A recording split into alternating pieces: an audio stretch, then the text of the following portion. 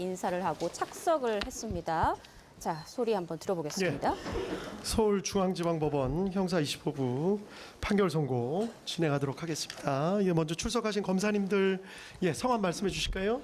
예, 장우성 특별검사보, 장준호 검사, 이창규 검사, 조재철, 유병국, 서성광, 구승기, 김수길, 박대한, 송성광, 전종택, 정기훈 검사 출석했습니다.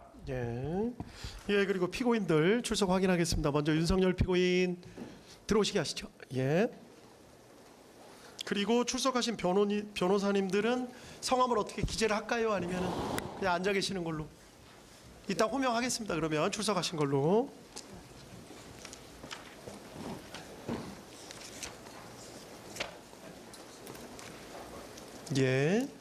자리에 앉으시죠. 다음 피고인 그리고 노상원 피고인.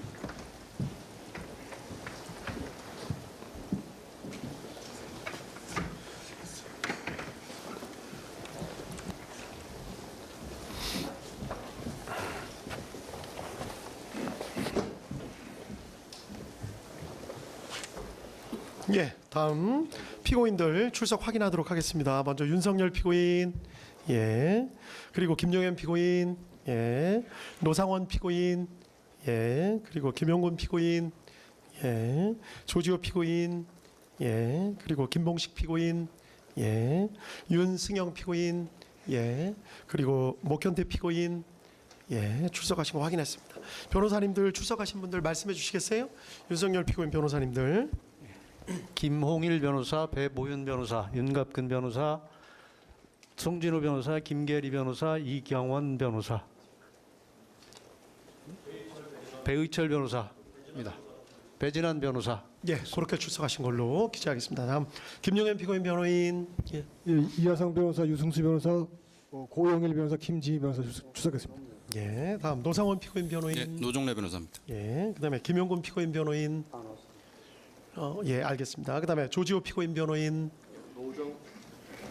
노정환 변호사, 안상훈 변호사 출석했습니다. 그다음에 김봉식 피고인 변호인. 다음 윤승영 피고인 변호인. 법무법인 강한의 남기정 김준태 변호사입니다. 다음 목현태 피고인 변호인.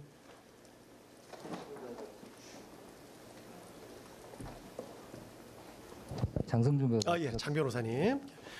마스크 쓰셔가지고 감사합니다. 그렇게 출석 확인했고 지금부터 판결 이유를 말씀을 드리고 판결 주문을 낭독하도록 하겠습니다. 내용이 좀 길기 때문에 조금 길어질 수 있다는 점을 미리 말씀을 좀 드리겠습니다. 그리고 판결이 선고되는 과정에서 소란이나 기타 이상한 행동을 하시면 법정에서 퇴정 등 강력한 조치를 취할 수밖에 없으니까 방청하시는 분들 그 점 좀 유념을 좀 해주십시오. 지금부터 2호 고압 129 등 사건 판결 이유를 간략하게 말씀드리겠습니다. 먼저 이 사건 공소 사실입니다.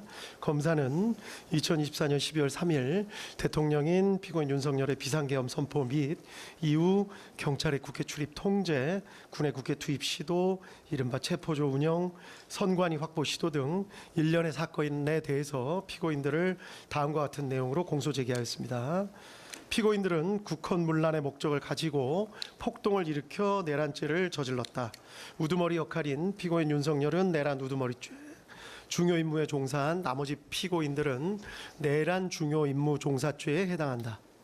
또 피고인들은 위와 같이 내란죄를 저지르는 과정에서 권한을 남용해서 하급자 등으로 하여금 권리행사를 방해하고 의무 없는 일을 하게 하여 직권남용 권리행사 방해죄를 저질렀다. 이러한 내용으로 공소사실이 구성되어 있습니다. 먼저 수사권 등에 관한 주요 쟁점에 대해서 말씀을 드리겠습니다. 불소추 특권을 가지고 있는 재직 중 대통령에 대한 수사 가능 여부에 대해서입니다. 불소추 특권에 수사까지 포함된다고 보기는 어렵기 때문에 수사의 범위가 문제되기는 하지만 재직 중인 대통령이라 하더라도 수사 자체는 허용된다는 것이 이 법원의 판단입니다. 이유는 다음과 같습니다. 헌법 제84조 불소추 특권이 수사를 포함하는 것인지에 대해서 증거 확보를 위한 수사가 가능한지 여부에 대해서 견해가 나뉘는데 어떠한 수사도 허용되지 않는다는 견해부터 구속 등 강제 수사가 허용되지 않는다는 견해, 모든 수사가 다 허용된다는 견해 등이 나눠져 있습니다. 이 법원은 여러 나라의 헌법 조문 그리고 판례법 국가의 경우 판례 등을 검토를 해보았습니다. 우리 헌법 조문은 대만 헌법, 중화민국 헌법 조문을 참고한 것으로 보이는데 대만은 소추가 아닌 소구라는 표현을 쓰고 있고 대만 법원은 수사는 허용되지 않는다는 입장을 보이고 있는 것으로 파악했습니다. 반면 일본 헌법은 국무대신에 관한 불소추 특권에 대해 규정하고 있어 우리 조문과는 형식과 내용이 조금 다르기는 하지만 명확하게 소추라는 표현을 쓰고 있고 수사가 허용된다는 전제에서 수사 허용의 범위에 대해서만 의견 대립이 있는 것으로 보입니다. 우리 헌법상 불소추 특권은 대통령 직책의 원활한 수행을 보장하는 데 그 취지가 있습니다. 따라서 이와 관련이 없는 수사까지 모두 제한하려는 취지는 아닌 것으로 보입니다. 따라서 수사 자체가 불소추 특권에 포함된다고 보기는 어렵다는 것이 이 법원의 판단입니다. 자세한 입법례와 분석, 관련 내용 등은 판결문에 자세히 기재해 놓았습니다. 다음 두 번째, 검찰이 내란죄에 관해서 수사를 개시할 수 있는지 여부. 피고인 윤석열 등에 대한 직권남용 권리행사 방해죄 혐의 등의 고발을 접수한 검찰이 내란죄에 관해서도 수사를 개시할 수 있는지가 문제되는데 가능하다는 것이 이 법원의 판단입니다. 이유는 다음과 같습니다. 검찰청법에 의하면 검찰은 원칙적으로 직권남용 권리행사 방해죄에 대해서만 수사 개시가 가능합니다. 그러나 검찰청법 제4조 제1항 제1호 다목은 직접 관련성이 있는 범죄에 대해서도 수사를 개시할 수 있다는 예외 규정을 두고 있습니다. 직접 관련성의 의미가 문제가 되는데 마침 이 사건 재판이 진행되는 도중에 대법원 판례 2025 도의 6707 판결이 나왔기 때문에 문제가 사실상 해결되었습니다. 판시 취지는 예외 규정의 해석에 있어 문맥상 의미 외에 규범적인 요소도 고려하여야 한다는 취지로 보입니다. 이 사건의 경우에서 고발된 윤석열 피고인에 대한 직권남용 권리행사 방해 혐의 사실을 살펴보면 내란죄와 중간행위나 다른 원인에 매개 없이 연결되고 구체적 개별적 연관 관계가 있는 경우에 해당한다고 보입니다. 따라서 그 구속 요건 및 내용 등의 직접 관련성이 인정되고 규범적 의미에 있어서도 이를 인정하는 데 장애가 없습니다. 따라서 검찰의 내란죄 수사권은 있다는 것이 이 법원의 판단입니다. 다음 고위공직자범죄수사처 공수처가 내란죄에 관하여 수사를 할 권한이 있는지 여부가 문제됩니다. 결론부터 말씀드리자면 이 부분에 대해서 내란죄에 관해서 수사를 개시할 수 있다는 것이 이 법원의 판단입니다. 이유는 다음과 같습니다. 공수처법에 의하면 공수처도 원칙적으로 직권남용 권리행사 방해죄에 대해서만 수사를 할 수 있을 뿐 고위공직자 등의 내란죄에 대해서는 수사를 할 권한이 없도록 되어 있습니다. 다만 제4조 제1항 제1호 라목이 예외적으로 수사 과정에서 인지한 직접 관련성이 있는 범죄에 대해서는 수사를 할 권한이 있다고 예외 규정을 두고 있습니다. 직접 관련성에 대해서는 앞서 검찰의 수사 개시 권한 부분에서 살펴본 바와 같이 인정됨에 크게 의문이 없습니다. 문제가 되는 것은 검찰청법 규정과 차이가 있는 수사 과정에서 인지한 것인지 여부입니다. 공수처법 규정은 검찰청법 규정과 이 부분의 표현이 다릅니다. 문헌 그대로 공수처가 고위공직자범죄 수사에 착수해서 수사를 진행해 나가는 과정에서 파악하게 된 새로운 범죄만을 의미한다는 것으로 보아야 하고 그것이 공수처의 우선적 수사권을 예외적으로 부여한 법의 취지에 부합하는 해석이라는 견해가 있을 수 있습니다. 애초에 법의 취지에도 부합하고 문헌의 의미에 충실한 해석으로 보이기는 합니다. 위 규정은 통상의 특검법 규정에서 따온 표현으로 보이는데 특검법 등은 처음부터 수사 가능 범위를 명확하게 규정해 놓고 수사를 개시하면서 그 과정에서 인지하게 된 관련 범죄만을 예외적으로 수사할 수 있게 하는 것인 바 공수처법의 위 규정 역시 그러한 취지로 인정되어야 한다는 주장으로 보입니다. 그런데 위 주장에 따르면 결국 공수처가 어떤 고발 사건을 수리했을 때 열거된 죄 중에 공수처가 수사권한이 없는 범죄가 포함되어 있을 때 무조건 수사권이 있는 경찰로 보내야 한다는 결론에 이르게 되므로 쉽게 받아들이기가 주저됩니다. 나아가 한시적으로 수사 범위를 정해놓고 수사를 개시하는 특검 등과는 달리 공수처는 상설기관으로 설치돼서 계속해서 관련 범죄를 수사하고 실체적 진실을 파악해야 할 일반적 수사기관으로서의 성질도 같이 가지고 있다는 점에 비추어 보더라도 그러합니다. 따라서 그와 같이 일률적으로 제한적 해석을 하지 않고 공수처법의 취지에 반하는 것이 아니라면, 즉 효율적인 수사 경제를 저해하지 않으면서 피해자의 방어권을 어렵게 만드는 결과가 되지 않는다면 수사 과정에서 인지한 죄라는 문헌에 포함된다고 보는 것이 바람직하다고 할 것입니다. 이와 같이 보는 것이 검찰청법의 규정과도 통일적인 해석이 가능하여 실무상으로도 바람직합니다.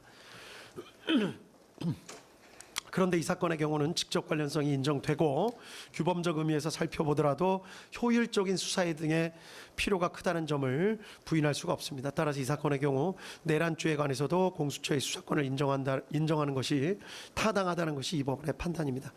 한편 피고인 측의 주장은 다음과 같은 측면이 있습니다. 즉 공수처 수사의 실질은 공수처는 내란죄에 대한 수사권이 없음에도 직권남용 권리행사 방해죄에 대한 고발장에 내란죄가 함께 기재되어 있었다는 것을 핑계 삼아서 범죄의 중대성과 법정형을 비교조차 하기 어려운 내란죄를 수사한 것이기 때문에 결국 공수처의 행위는 수사권 범위에 관한 규정을 잠탈해서 수사권을 가지고 있지 않은 내란죄에 대한 수사를 진행하는 것이어서 위법하다, 이런 주장도 포함된 것으로 보입니다. 기록을 살펴보면 위와 같은 의심에 일리가 전혀 없는 것은 아닌 것으로 보입니다. 다만 공수처와 별도로 내란죄에 관한 수사권이 있는 경찰이 별도로 수사를 개시하였었고, 공수처와 경찰 등이 2024년 12월 11일 공조수사본부를 결성해 협의를 거치기도 했습니다. 그리고 12월 16일 경찰이 공수처의 사건을 이첩하기도 했습니다. 이런 사정에 비추어 보면 법규상의 잠탈 주장은 그대로 받아들이기 어렵습니다. 그리고 무엇보다 강조해야 할 점은 위와 같은 논란이 이 사건에 있어서는 결국 큰 의미가 없다고 보이는 점입니다. 공수처의 수사권이 없다고 하더라도 검찰이 공수처 송부 기록 외에 다른 증거들을 종합해서 기소를 결정한 것으로 보입니다. 검찰의 기소 자체를 위법하다고 보기가 어렵습니다. 두 번째로 공수처가 수집한 증거를 다 빼더라도 검찰이 수집한 증거들, 그리고 이 법원이 증거로 채택하여 조사한 증거들에 의하더라도 지금 유죄로 판단되는 피고인들에 대해서 유죄 판단을 할 증거가 충분하다는 것이 이 법원의 판단입니다. 따라서 공수처의 수사권 유무와 관련된 기소의 적법성, 증거 관련 문제는 결국 발생하지 않습니다. 다음, 위법 수집 증거 관련 내용입니다. 원본성, 무결성이 입증되지 않은 증거 등 다수에 대해서 모두 증거 배제 결정을 하고 이를 판결문에 별지로 첨부하였습니다. 군사기밀 관련된 증거에 대한 위법 수집 증거 주장도 하고 있지만 이 부분에 대해서는 받아들이지 않습니다. 구체적인 위법 수집 증거 관련 판단 부분은 모두 판결문에 자세한 이유를 설치했기 때문에 관련 부분을 살펴보시면 될 것 같습니다. 이러한 사정 하에 해당 증거들, 이 법원이 적법하게 채택하여 조사한 증거들을 의해서 다음과 같은 사실이 인정됩니다. 인정된 사실관계는 판결문에 자세히 기재가 되어 있습니다. 간략하게만 강조될 부분에 대해서 말씀을 드리겠습니다. 이 사건의 경위입니다. 피고인 윤석열 당시 대통령은 야당인 더불어민주당이 다수를 점하고 있는 국회가 정부의 주요 관료들을 탄핵하고 예산을 삭감하는 등의 조치를 쉽게 하는 데 반해서 대통령이나 정부는 이에 대항해서 할 수 있는 마땅한 조치가 없다고 생각하였고, 사실상 국회가 정부로 하여금 제 기능을 할 수 없도록 만들고 있다고 생각한 것으로 보입니다. 피고인 윤석열은 경호처장으로 일하다가 국방부 장관이 된 피고인 김용현과 이런 생각을 어느 정도 공유하면서 이러한 정치 상황에 대해 한탄하는 일이 잦았고, 가끔 방첩사령관 여인영, 특수전사령관 곽종근, 수도방위 사령관 이진우 등을 불러 격려하는 자리에서 그와 같은 생각을 표현한 적도 있는 것으로 보입니다. 한편 피고인 김용현은 전 정보사령관 피고인 노상원과 친밀한 관계였는데, 이른바 부정선거가 우리 사회에서 벌어지고 있는 것은 아닌지 의심을 하면서 이에 대한 조사나 수사가 필요하다는 데 공감을 가지고 정보사령부 요원들을 활용해서 부정선거 수사를 할 나름의 구상을 한 뒤 피고인 노상원을 시켜서 정보사령관 문상호 등으로부터 정예 요원 명단을 추천받게 하는 등 나름의 부정선거 수사를 준비하고 있었던 상황이었던 것으로 보입니다.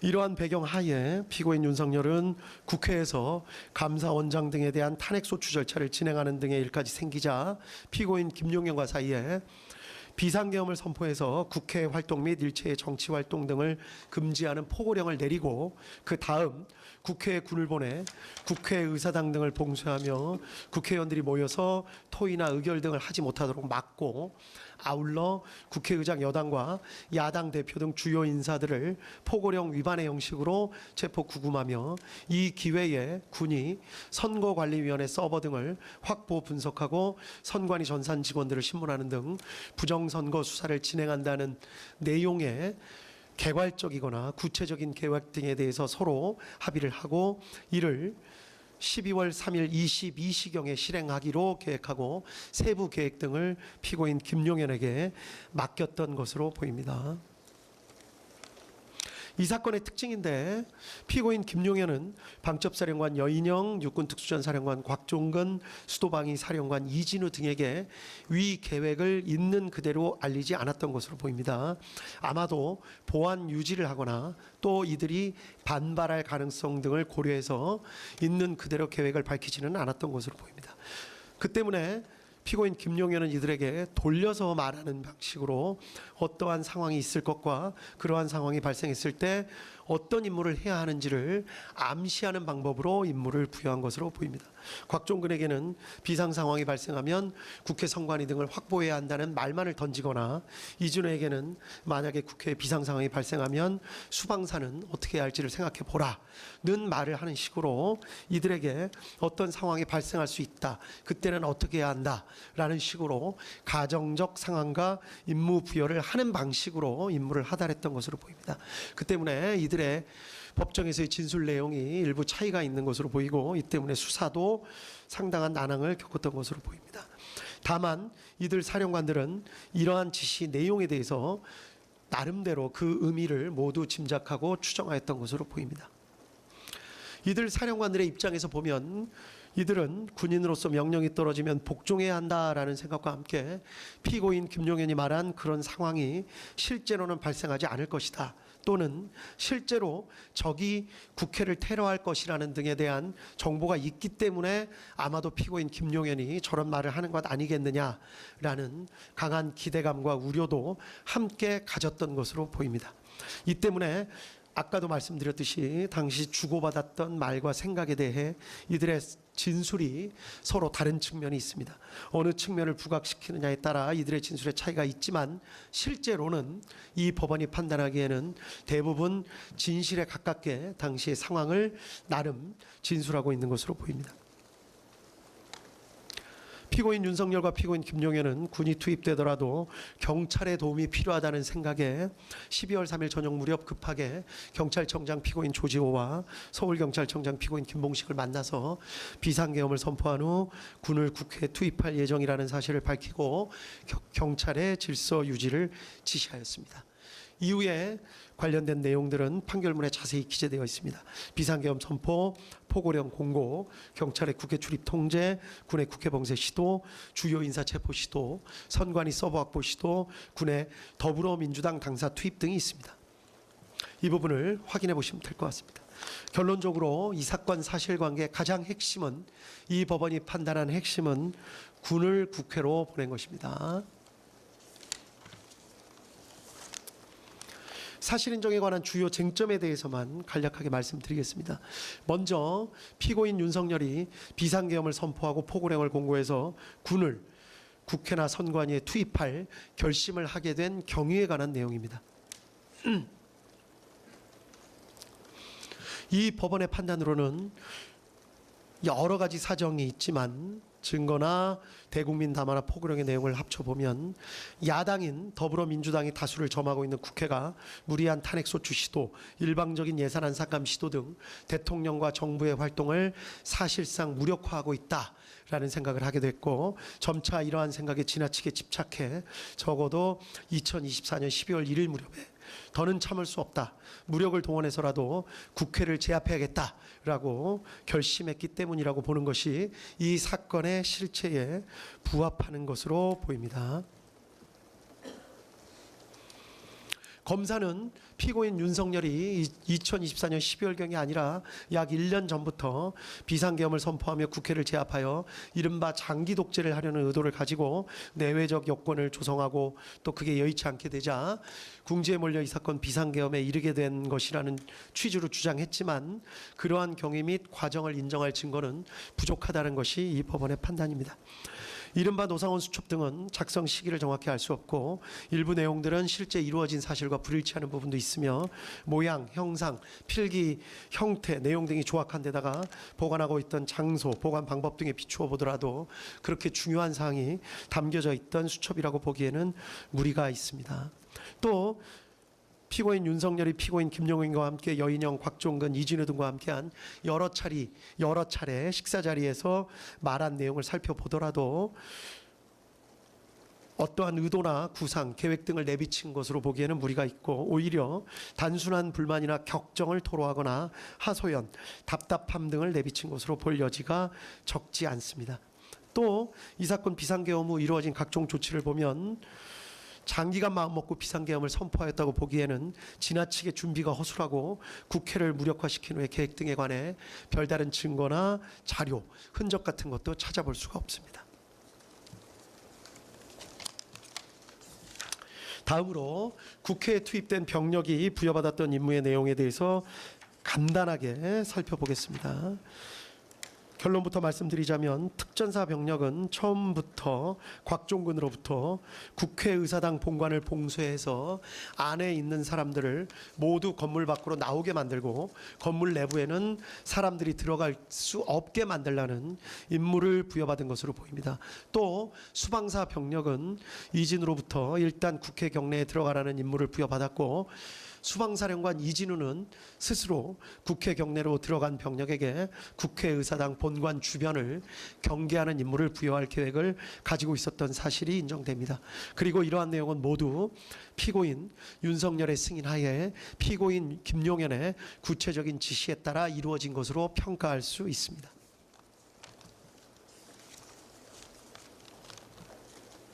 다음으로 방첩사 체포조가 부여받은 임무의 내용입니다. 결론부터 말씀드리자면 피고인 김용현이 여인영에게 14명의 구체적 체포 대상자 명단을 불러준 것은 사실로 인정됩니다. 피고인 김용현과 여인영 모두 체포하라는 의미로 이를 이해한 사실 등도 인정할 수 있습니다. 한편 실제 출동한 방첩사 요원들 체포조는 명시적으로 체포된 당사자를 인계받아서 수방사 비원벙커로 이동하는 내용의 임무를 부여받은 것으로 보이기는 합니다. 그렇지만 적어도 이미 출동했던 체포조 인원들의 경우에는 자신들이 국회에서 경찰 수사관과 군 수사관을 만나 함께 팀을 이루어 국회의장 우원식, 야당 대표 이재명, 한동훈 등을 우선하여 체포, 구금해서 수방사 비원 벙커로 이송한다는 임무를 부여받은 것으로 파악하고 있었던 것으로 보기에 충분하다는 것이 이 법원의 판단입니다. 그 이유에 대해서도 판결문에 구체적이고 자세한 설시를 부여했기 때문에 관련 내용을 확인해 보시면 될 것 같습니다. 가장 중요한 것입니다.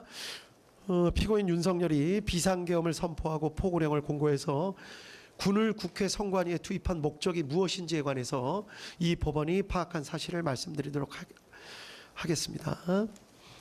피고인 윤석열이 이러한 행동을 한 이유, 경위에 대해서는 아까 말씀을 드렸고 이러한 행동을 한 목적은 국회로 군대를 보내서 국회의사당을 봉쇄하고 국회의장, 여당, 야당의 대표 등 주요 인사를 체포함으로써 국회의원들이 모여서 토의를 하거나 의결을 하지 못하게 하려는 목적, 즉 국회의 활동을 저지하거나 마비시켜서 국회가 상당 기간 그 기능을 제대로 하지 못하게 만들려는 목적이 있었다고 보기에 충분하다는 것이 이 법원의 판단입니다. 이유는 다음과 같습니다. 계엄 선포문에 명시적으로 반국가 세력인 국회, 또 척결이라는 등의 표현이 있습니다. 포고령에는 아예 국회 활동을 금지한다거나 정치 활동을 금지한다, 또 이를 어길시 처벌한다는 등의 표현이 명확하게 있습니다.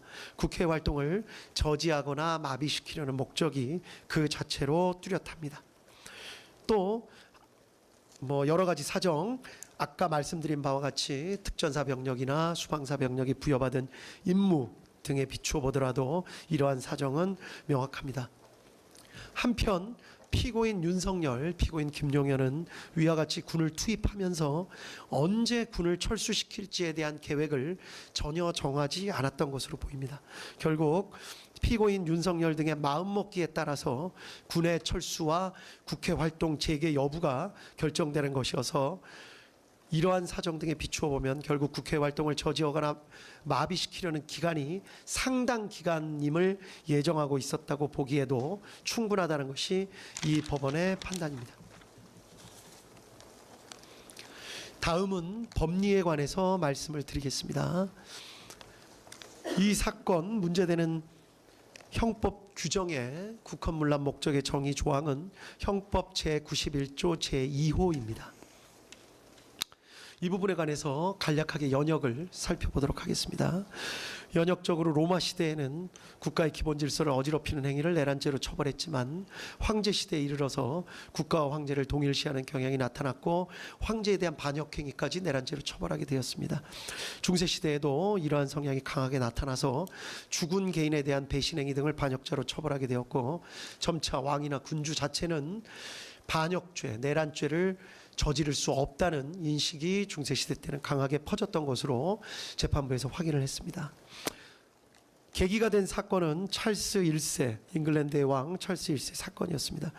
영국에서 의회가 생기고 왕과 의회 사이에 세금 징수 문제 등으로 갈등을 빚는 일이 생기게 되다가 결국 잉글랜드 왕 찰스 1세는 의회가 자신의 잘못 200가지를 시정해달라는 취지의 결의문을 내자 이에 분노해서 직접 군대를 이끌고 의회 의사당에 난입해서 그 자리에서 의회를 강제로 해산시키는 일이 있었다는 점을 역사 교과서를 통해서 검찰이나 피고인 측이 다 알고 계실 거라고 생각합니다. 이러한 내전을 통해서 결국 찰스 1세는 반역죄 등으로 사형을 선고받고 죽게 되는 일이 있었습니다. 이때 판결을 살펴보면 왕이 국가에 대해서 반역을 하였다는 사실을 명백하게 인정을 한 것을 알 수 있습니다. 이때부터 왕에 대한 범죄라는 생각이 점차 바뀌어서 국민으로부터 주권을 위임받은 의회에 대한 공격을 하는 것은 왕이라 하더라도 주권을 침해하는 것이 되어 반역죄가 성립한다는 개념이 널리 퍼지게 된 것으로 보이고 그리고 이후부터는 18, 19세기를 거쳐 내란죄는 국가 존립을 침해하는 죄로 각국에 반영된 것으로 보입니다. 이러한 연역과 각국의 입법례, 기타 여러 가지 사정에 대해서는 판결문에 자세하게 설치가 되어 있습니다. 주변국의 사례를 잠깐만 말씀드리겠습니다. 아프리카나 남미 등 이른바 개발도상국의 경우에서는 선거로 당선된 대통령이 의회와 갈등을 일으켜 군부를 동원해서 의회의 기능을 정지는 시키는 사례 등이 여러 언론을 통해서 전해지고 있습니다.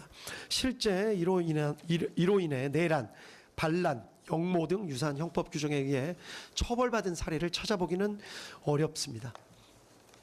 재판부에서 판단해 보기에는 성공한 경우가 적지 않은 데다가 만약에 실패한 경우에는 그러한 일을 저지른 대통령이나 관료들이 외국으로 망명해서 수사나 재판이 진행되지 않는 경우가 많았기 때문인 것으로 보입니다. 이 때문에 개발도상국의 사례는 거의 참고할 수가 없었습니다.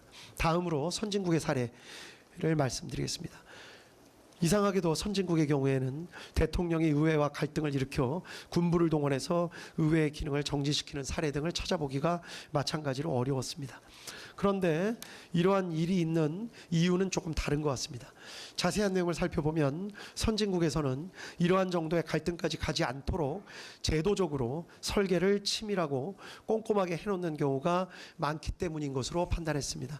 의회를 상원, 하원, 양원으로 나누어서 의회가 신중한 판단을 할 수 있도록 하거나 선거에서 의원들의 일정 비율씩만 교체하도록 해서 급격한 의회 구성의 변화를 막거나 임기 내에 의원에 대한 신임을 묻게 하는 중간 투표 등의 제도를 두어서 책임 있는 의정 활동을 하도록 하는 장치 등을 두고 있기도 합니다. 또 상징적인 의미에서 왕을 두고 있는 국가들은 왕이 정부와 의회에 첨예한 갈등의 중재 역할을 하는 경우도 있는 것으로 보입니다. 대통령 등 행정부 수반에게 의회 해상권을 부여해서 갈등을 해결할 수 있는 제도적 장치를 마련해 두는 경우도 있는 것으로 보입니다. 이러한 연역 다른 나라의 헌법 규정, 판례 그리고 다른 나라 주변의 사례 등을 종합해서 보면 형법 제91조 제2호의 의미와 대통령이 형법 제91조 제2호의 국헌문란 목적 내란죄를 저지를 수 있다는 사정을 충분히 알 수 있습니다. 대법원은 국헌문란의 목적에 대해서 형법 제91조 제2호 헌법에 의하여 설치된 국가기관을 강압에 의하여 전복 또는 그 권능행사를 불가능하게 하는 것의 의미에 대해서 권능행사를 불가능하게 하는 것이란 헌법에 의하여 설치된 국가기관을 제도적으로 영구히 폐지하는 경우뿐만이 아니라 사실상 상당 기간 그 기능을 제대로 할 수 없게 만드는 것을 포함한다고 판시한 바 있습니다.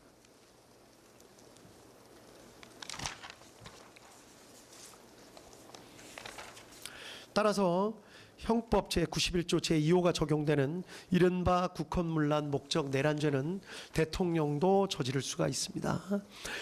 대표적인 사례가 대통령이 군을 동원해 강제로 의회를 점령하거나 의원들을 체포하는 등의 행위를 하는 것은 결국 국회의 활동을 저지하거나 마비시켜 국회가 사실상 상당 기간 그 기능을 제대로 할 수 없게 만들려는 목적, 즉 국회의 권능을 침해하려는 국헌문란의 목적을 가지고 군을 동원해 폭동을 일으키는 것에 해당한다고 할 수 있기 때문입니다.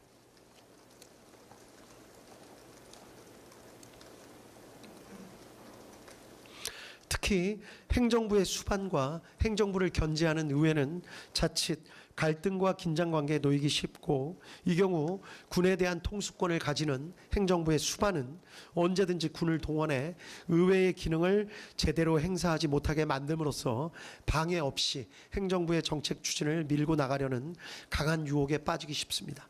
위와 같은 경우는 종종 역사에서 찾아볼 수 있고 아까 말씀드린 바와 같이 주변국에서 직접 목격되기도 합니다. 다음으로 대통령의 국가 긴급권 행사, 특히 비상계엄 권한 행사가 형법 제91조 제2호가 적용되는 국헌문란 목적 내란죄에 해당할 수 있는지 여부에 대해서 말씀드리겠습니다. 비상계엄 선포는 그 자체로 행정부나 법원 등 헌법에 의하여 설치된 국가기관의 권한 행사를 제약하는 성격을 가지고 있습니다. 따라서 계엄이 해제될 때까지 사실상 상당 기간 다른 국가기관의 기능을 제대로 할 수 없게 만드는 속성을 가지고 있는데 비상계엄 선포 자체가 내란죄에 해당하는지가 문제가 될 수가 있습니다.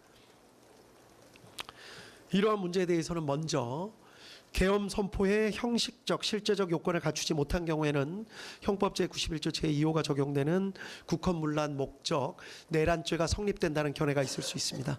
또 어떠한 목적을 가지고 있는지를 살펴서 국헌문란 목적이 인정되는 경우에만 국헌문란 목적 내란죄가 성립한다는 견해가 있을 수 있습니다. 실체적 요건을 갖추었는지 여부를 가지고 따지는 견해는 따르기가 힘듭니다.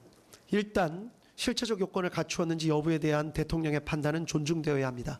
이를 섣불리 사법심사 영역으로 가져오는 것은 자칫 필요한 경우 판단을 주저하게 만드는 저해 요소가 될 수 있고 절차적 요건을 따지는 것도 도대체 어느 정도까지의 절차를 어기는 것이 문제가 되는지 삼을 수 있는지가 어렵습니다.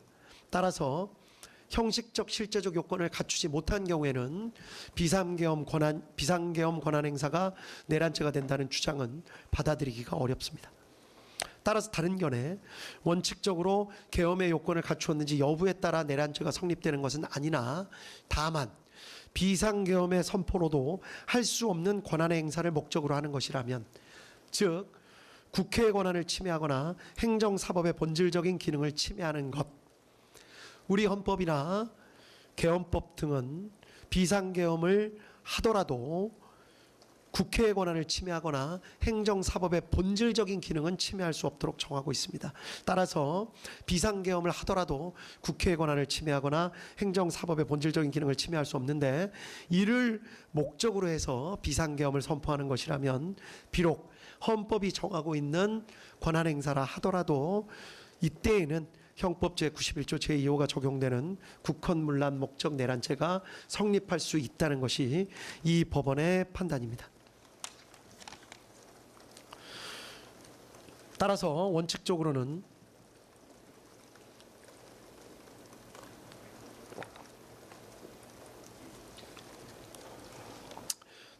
원칙적으로는 대통령의 비상계엄 선포 자체는 내란죄에 해당할 수 없습니다. 사법심사의 대상이 된다고 보기도 어렵습니다. 다만 그 내용을 살펴서 비상계엄의 선포로도 할 수 없는 권한의 행사, 그것이 헌법이 설치한 기관의 기능을 상당 기간 저지하거나 마비시키려는 목적으로 하는 것이라면 결국 이는 헌법이 정한 권한 행사라는 명목을 내세워서 실제로는 이를 통해 할 수 없는 실력 행사를 하려는 것에 다름 아니기 때문에 형법 제91조 제2호가 적용되는 국헌문란 목적 내란죄가 성립할 수 있다는 것이 이 법원의 판단입니다. 한편 이와 관련해서 한편 이와 관련해서 피고인 윤석열 및 그 변호인은 이러한 주장을 하고 있습니다. 이 사건 비상계엄 선포 등에 이르게 된 목적은 사사건건 무리한 탄핵과 예산 삭감 등 정부의 발목을 잡아 반국가 세력이나 다름없게 되어버린 국회에 대한 국가 위기 상황을 타개하고 자유민주주의 체제를 수호하기 위한 것이었기 때문에 그러한 목적 하에 이루어진 이 사건 비상계엄은 국헌문란 목적 내란죄가 될 수 없다고 주장합니다. 그러나 이 법원의 판단으로는 이는 어떤 일을 행한 동기나 이유, 명분과 그 목적을 혼동하여 하는 주장으로 보입니다. 국가 위기 상황이라고 판단하고 이를 바로잡고 싶어 했던 것은 그 정당성 여부에 관한 판단은 변론으로 하더라도 동기나 이유, 명분에 불과할 뿐이지 이를 군을 국회에 보내는 등의 목적이라고 볼 수는 없습니다. 위와 같은 동기나 이유 때문에 피고인 윤석열, 피고인 김용현이 군대를 보내 국회를 봉쇄함으로써 국회의 활동을 상당 기간 저지하거나 마비시켜 국회의 기능을 제대로 할 수 없게 만들려는 목적을 가지게 되었던 것이고, 그 목적을 이루기 위한 수단으로 비상계엄, 병력 출동 및 국회 봉쇄 시도 등의 행위에 나아간 잘못을 저지른 것은 명백하게 구분되어야 합니다. 성경을 읽는다는 이유로 촛불을 훔칠 수는 없습니다. 다음으로 공범의 성립 기준입니다. 비상계엄 권한 행사가 형법 제91조 제2호가 적용되는 국헌문란 목적 내란죄에 해당하는 경우 어떤 경우에 공범이 성립될 수 있는지, 이때의 공범은 구속 요건에 맞추어 집합범으로서의 내란범이 성립되는지를 말씀드리는 것입니다. 이 법원의 판단을 먼저 말씀드리면, 폭동에 관여한 사실만 인정되어서는 안 되고 국헌문란의 목적에 대해서 인식, 공유한 사실까지 인정되어야만 공범, 즉 집합범으로서의 내란범이 되고, 그러한 집합범으로서의 내란범이 성립되어야만 이후 그 역할에 따라 내란 우두머리, 내란 중요 임무 종사 등으로 나누어 처벌할 수 있다는 것이 이 법원의 판단입니다. 이유는 다음과 같습니다. 내란죄는 집합범으로서 일정 규모 이상의 다수가 결합하여 함께 저지르는 범죄입니다. 대통령의 국헌문란 목적 내란죄에 있어서 폭동에 관여하였다고 하더라도 그것만으로는 집합범으로서의 내란죄를 저질렀다고 섣불리 인정할 수는 없습니다. 특히 내란죄의 폭동은 최광의의 폭행 협박을 의미하는 것이어서 일체의 유형력 행사가 다 포함되는 것인데, 비상계엄의 선포, 이 경우에 비상계엄의 선포 자체도 어느 정도 유형력의 행사로 볼 여지가 많기 때문에 그러한 행위에 일부 관여했다고 해서 이를 바로 집합범으로서의 내란죄에 해당한다고 포섭하는 것은 죄형 법정주의 원칙에 반하고 구속요건에 맞지 않습니다. 결국 집합범으로서의 내란죄가 성립하기 위해서는 폭동행위에 관여한 자라 하더라도 국헌문란의 목적을 인식, 공유하면서 폭동행위에 관여하였어야 하고, 만약에 이러한 국헌문란 목적의 인식, 공유가 인정되지 않는다면 어떠한 유형력 행사에 관여하였다고 해서 그 사람에 대해서 바로 내란죄가 성립한다고 볼 수는 없고, 다만 관여한 해당 행위 자체에 대한 별개의 형법상 구속요건을 따져 보아서 그에 대한 죄책만 부담한다고 보아야 할 것입니다. 국헌문란 목적의 인식 공유는 미필적인 것으로 족합니다. 처음부터 계획을 같이 세우면서 인식 공유할 수도 있지만 사후에 폭동행위에 가담하는 과정에서 그러한 목적을 인식 공유하는 것도 가능하다고 할 것이고 암묵적인 의사소통으로도 가능하다고 할 것입니다. 그리고 이러한 국헌문란의 목적을 인식 공유하면서 폭동에 관여한 사람들만을 내란죄가 인정하는 집합범으로서 인정하고 그 사람들을 그 내부에서의 역할에 따라 우두머리, 중요 임무 종사 등으로 구분하여 처벌해야 할 것입니다. 이 사건 폭동이 한 지방의 평온을 해할 정도의 위력이 있었는지 여부에 대해서 말씀드리겠습니다. 이 법원은 이 사건 비상계엄 선포, 포고령의 공고, 국회 봉쇄행위, 국회의원 및 정치인 등 체포조 편성 및 운영, 중앙선관위 등 점거, 서버 반출 및 직원 등 체포 시도 등은 모두 다 합쳐서 그 자체로 폭동행위에 해당한다고 보이고 이러한 폭동행위는 대한민국 전역, 그렇지 않더라도 국회와 선관위 등이 위치한 서울과 수도권 등의 평온을 해야 할 정도의 위력이 있었다고 봄이 상당하다고 판단했습니다. 이 부분 이유는 판결문에 자세히 설치되어 있기 때문에 해당 부분을 참조하시면 될 것 같습니다. 결론적으로 다시 한번 강조하건대 이 사건의 핵심은 군을 국회로 보낸 것입니다. 이제 구체적인 죄책 여부에 대해서 말씀을 드리겠습니다. 먼저 피고인 윤석열, 피고인 김용현의 경우를 같이 말씀드리겠습니다. 앞서 말씀드린 바로 추정할 수 있듯이 피고인들의 경우에는 형법 제91조 제2호의 국헌문란의 목적이 인정됩니다. 군을 보내 국회를 봉쇄하고 주요 정치인들을 체포하는 등의 방법으로 국회 활동을 저지하거나 마비시켜 국회가 사실상 상당 기간 기능을 제대로 할 수 없게 만들려는 목적을 내심으로 가지고 있었음을 부정하기는 어렵다고 보입니다. 군대를 보내서 폭동을 일으킨 사실도 인정됩니다. 폭동이란 최광의의 폭행이나 협박입니다. 여러 가지 사정들 간략하게 말씀드리자면 군이 무장을 해서 국회로 출동하는 자체, 헬기 등을 타거나 담을 넘어서 국회로 진입하는 자체, 또 그 안에 있는 관리자 등과 몸싸움을 하는 자체, 심지어 체포를 위해서 장구를 갖추고 다수가 차량을 이용해서 국회로 출동하는 행위 자체 등 대부분의 행위가 모두 폭동에 포섭이 된다는 것이 이 법원의 판단입니다. 아울러 피고인 윤석열, 피고인 김용현의 경우에 일일이 개별적으로 관여하지 않은 폭동도 있었던 것으로 보이는 사정이 있습니다. 그렇지만 폭동행위에 관한 대법원 판례는 일일이 개별적으로 관여하지 않은 부분이 있다고 하더라도 그 관여하지 않은 부분에 대해서도 내란죄로서의 책임은 모두 부담한다는 것입니다. 따라서 개별적으로 관여하지 않은 행위가 이 부분에 있어서 다소 억울하다는 사정이 있을 수는 있지만 전체에 대한 내란죄로서의 책임을 진다는 것이 이 법원의 판단입니다. 피고인 윤석열, 피고인 김용현에게는 집합범으로서의 내란죄가 성립합니다. 그리고 맡은 역할에 따라서 피고인 윤석열은 내란 우두머리죄, 피고인 김용현은 내란 중요 임무 종사죄가 성립합니다. 다음 피고인 조지호, 피고인 김봉식에 대해서 살펴봅니다. 피고인 조지호, 피고인 김봉식은 비상계엄 선포 전 피고인 윤석열 등으로부터 비상계엄을 선포해 군을 국회에 투입할 예정이라는 사실을 직접 통보받았고 이에 대해서 경찰의 질서 유지를 부탁한다는 지시까지도 받았습니다. 게다가 피고인 조지호는 여인영으로부터 별도로 군이 주요 정치인들을 체포하려 한다는 사정까지 들어서 알고 있었습니다. 피고인 조지호, 피고인 김봉식은 비상계엄 선포 전부터 기동대 배치를 준비했고 비상계엄이 선포된 지 얼마 지나지 않아서 바로 국회 외부에서 내부로의 출입을 전면 차단했다가 잠시 이를 해제한 후 다시 포고령 공고 이후 전면 차단을 실행하였습니다.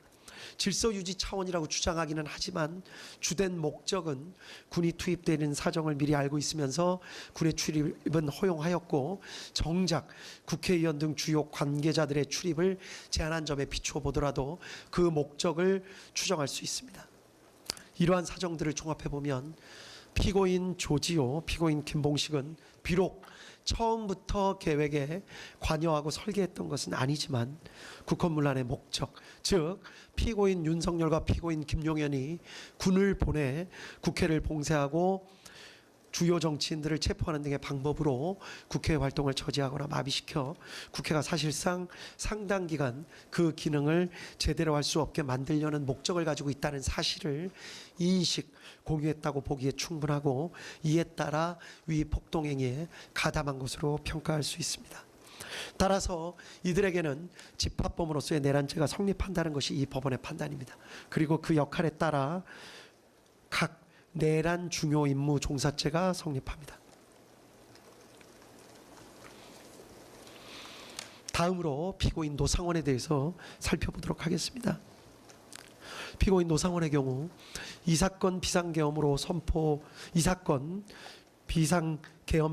인한 비상계엄 상황이 적어도 일정 기간 지속될 것으로 예상 전제하였다는 사정을 알 수 있습니다. 그러한 사정 하에서 본인의 계엄 사무 수행을 준비했고 특히 애초에 계획했던 것과 달리 국회가 신속히 비상계엄에 대한 계엄 해제 요구안을 가결하자 피고인 김용현과 전화통화를 하면서 대책을 논의했던 사정까지도 엿보입니다. 정보사령관까지 역임했고 국방부 장관인 피고인 김용현과 이 사건 비상계엄에 대해서 상당히 구체적으로 논의했던 것으로 보이는 사정, 그리고 본인이 주축이 되는 제2수사단의 계엄사무 수행에 있어서 군인을 투입시키려고 했던 사정 등까지 종합해보면 피고인 노상원은 적어도 이 사건 비상계엄 선포 후 군이 국회에 출동해서 상당 기간 국회 활동을 방해하거나 적어도 계엄 해제 요구권을 무력화시키는 등 상당 기간 저지할 것을 예상했던 것으로 볼 수 있다는 것이 이 법원의 판단입니다. 따라서 피고인 노상원도 국헌문란 목적을 인식 공유하면서 폭동행위에 가담한 것으로 평가할 수 있다고 보입니다. 따라서 집합범으로서의 내란죄가 성립하고 그 역할에 따라 내란 중요임무 종사죄가 성립합니다. 다음 피고인 목현태에 대해서 살펴보도록 하겠습니다. 피고인 목현태는 국회 경비대장으로서 처음부터 국헌문란의 목적을 인식 공유한 것으로는 보이지 않습니다. 여러 가지 사정을 살펴보면 피고인 목현태에 대해서는 이 재판부가 수차에 걸쳐서 피고인 목현태에 관한 여러 가지 사정이나 사실관계를 다시 한번 살펴보고 또 논의를 해보았으며 피고인 목현태에게 혹시 억울한 사정이나 기타 달리 볼 수 있는 사정이 있지 않은가 하고 여러 차례 토의와 논의를 해보았습니다. 그러나 아쉽지만 다음과 같은 사정에 비추어 보면 피고인 목현태에게도 집합범으로서의 내란죄가 인정된다고 볼 수밖에 없다는 것이 이 법원의 판단입니다.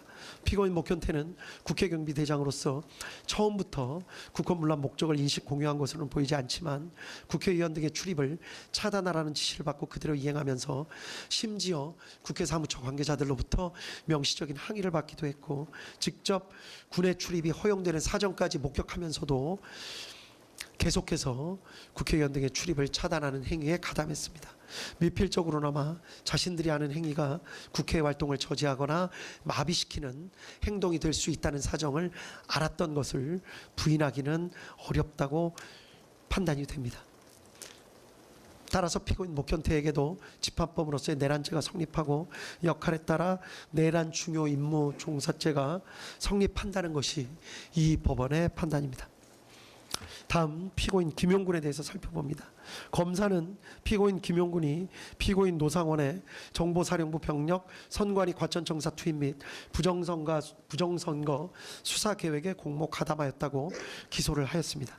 결론부터 말씀드리면 피고인 김용군의 경우에는 공소 사실과 같이 피고인 노상원의 계획에 공모 가담한 사실 자체를 인정할 증거가 부족하다는 것이 이 법원의 판단입니다. 따라서 피고인 김용구는 집합범으로서의 내란죄 성립 여부를 따질 필요 없이 그 자체로 범죄가 성립한다고 볼 증거가 부족합니다.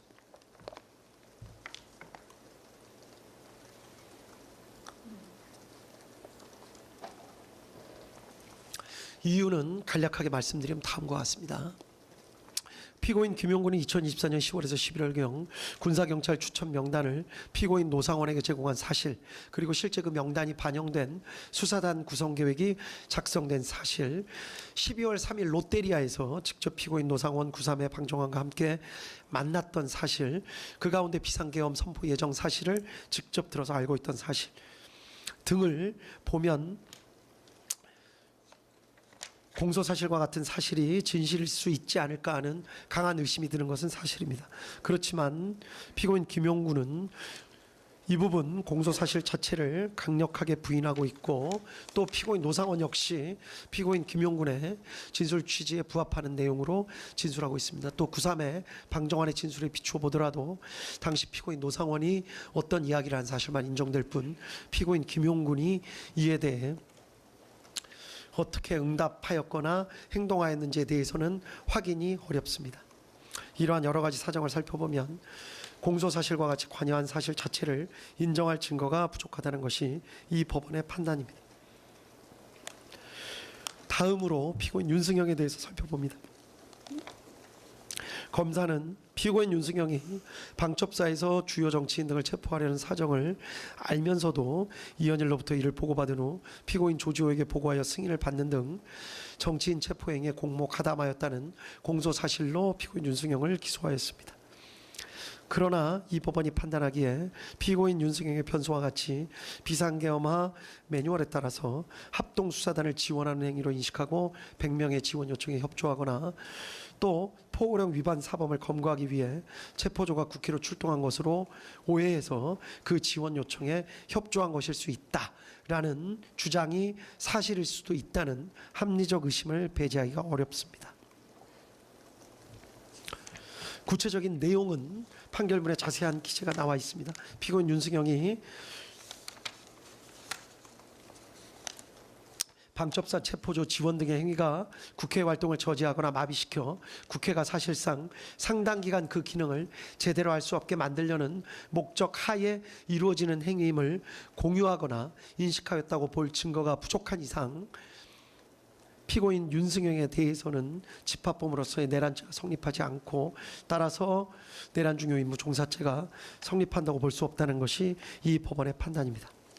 한편 나머지 피고인들, 피고인 윤승영, 김용군을 제외한 나머지 피고인들에 대해서 직권남용 권리행사 방해죄는 모두 유죄로 인정된다는 것이 이 법원의 판단입니다. 구체적인 내용에 대해서는 판결문에 자세히 기재가 되어 있기 때문에 그 내용을 확인해 보시면 될 것 같습니다. 마지막으로 유죄가 인정되는 피고인들에 대해서 양형의 이유를 간략하게 말씀드리도록 하겠습니다. 공통의 양형 이유를 간략하게 말씀드립니다. 내란죄는 국가의 존립과 헌법적 기능을 파괴하고 법질서 자체를 부정하는 행위입니다. 형법은 내란죄가 위헌범임에도 상당히 높은 법정형을 규정하고 있습니다. 우리 형법은 높은 형을 규정하고 있는 범죄가 대부분 어떤 결과, 예를 들면 살인 등의 어떤 결과를 낳아야 하는 것에 대해서만 그와 같은 규정을 하고 있는데 반해서 내란죄에 대해서는 특이하게도 어떠한 위험을 일으킨 행위 자체만으로도 높은 형을 규정하고 있는 것입니다. 이는 그 자체로 위험성이 매우 크기 때문입니다. 피고인들의 내란 행위는 합법적인 절차를 무시하고 결국은 폭력적인 수단을 통해 국회의 권능 행사를 불가능하게 한 것으로서 민주주의 핵심 가치를 근본적으로 훼손하였다는 데서 비난의 여지가 큽니다. 이러한 일반적인 사정 이외에도 이 사건 재판부가 가장 안타깝게 생각하는 사정은 이 사건 비상계엄 선포와 그에 따른 군과 경찰의 활동으로 인해서 군과 경찰의 정치적 중립성이 크게 훼손되고 국제사회에서 대한민국의 정치적 위상과 대외 신인도가 하락했고, 결과적으로 우리 사회는 지금 정치적으로 양분돼서 극간의 대립 상태를 겪고 있습니다. 대통령 선거를 다시 치렀고, 이 사건 비상계엄 선포 후속 조치와 관련된 수많은 사람들, 어마어마한 사람들에 대해서 대규모 수사와 재판이 진행되고 있고, 이 법정에 나온 수많은 사람들이 눈물까지 흘려가며 그 피해에 대해서 강하게 호소하고 있습니다. 이러한 사회적 비용은 이 재판부가 보기에도 산정할 수 없는 정도의 어마어마한 피해라고 할 것입니다. 또한 피고인들의 지시나 관여에 따라서 이 사건 비상계엄 선포에 따른 조치들을 실제로 수행한 군인, 경찰관, 공무원들이 사회적으로 많은 비난을 받게 됐습니다. 법적인 책임도 져야 됩니다. 상관의 지시의 적법성, 정당성에 대한 군인과 경찰관 및 공무원들의 신뢰가 훼손되었습니다. 수많은 군과 경찰 관계자들에게 무슨 죄가 있겠습니까?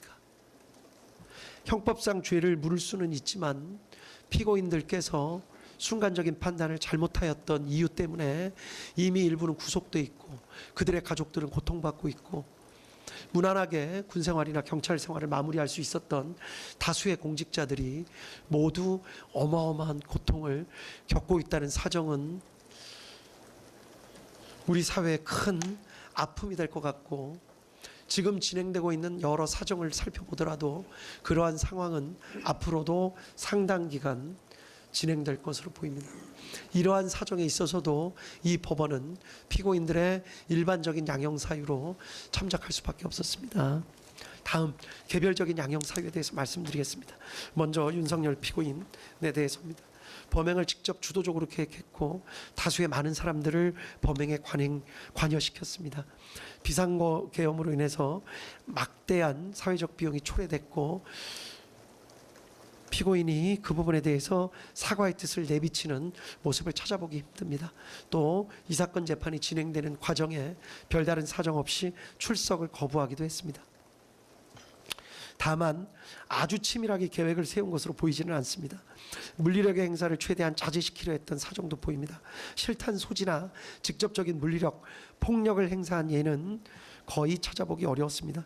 대부분의 계획이 실패로 돌아갔고, 이 사건 범행 이전에 아무런 범죄 전력이 없고 장기간 공무원으로 봉직해 왔으며 현재 65세의 비교적 고령입니다. 다음 김용현 피고인입니다.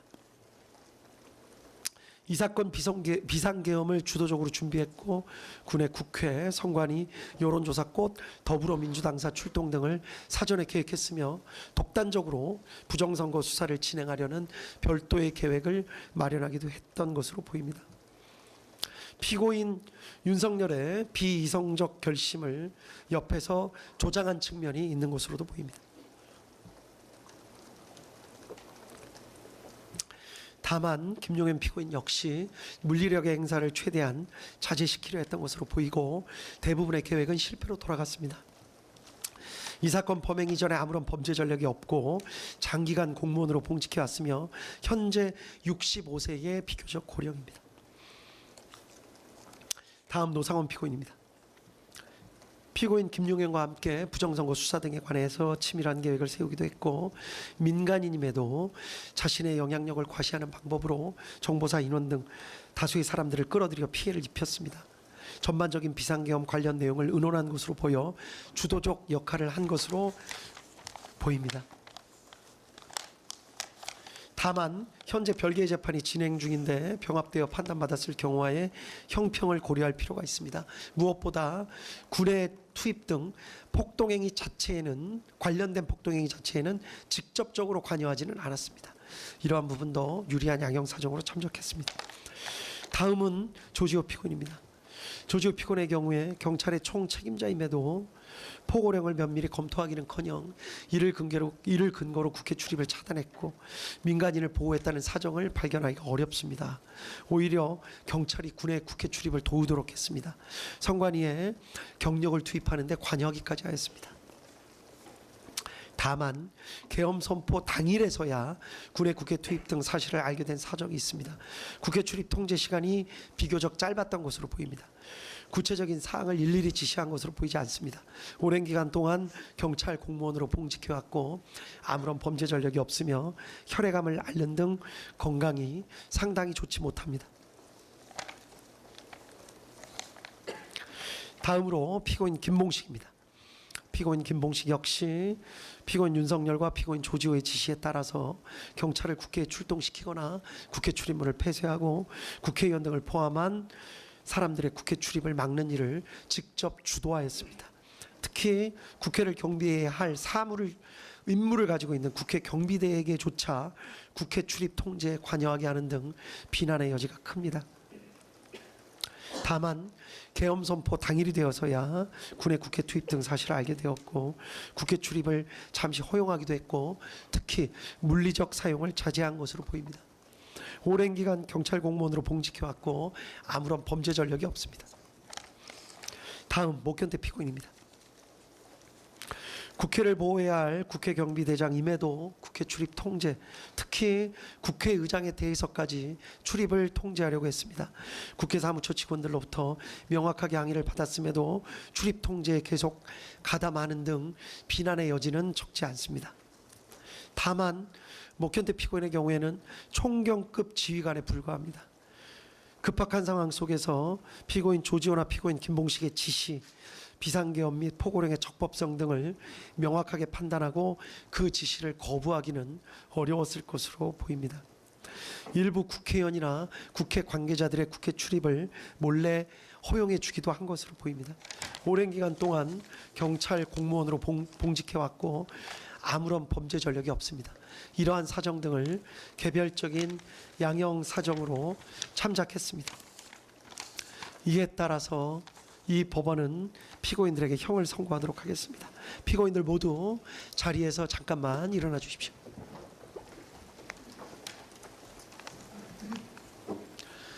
주문을 선고하도록 하겠습니다.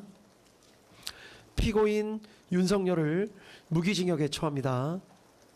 피고인 김용현을 징역 30년에 처합니다. 피고인 노상원을 징역 18년에 처합니다.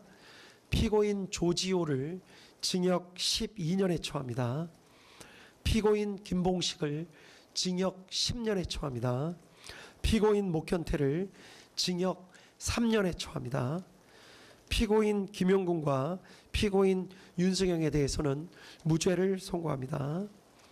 피고인 윤석열 무기징역, 피고인 김용현 징역 30년, 피고인 노상원 징역 18년, 피고인 조지호 징역 12년, 피고인 김봉식 징역 10년, 피고인 목현태 징역 3년, 피고인 김용군, 피고인 윤승영은 강무죄.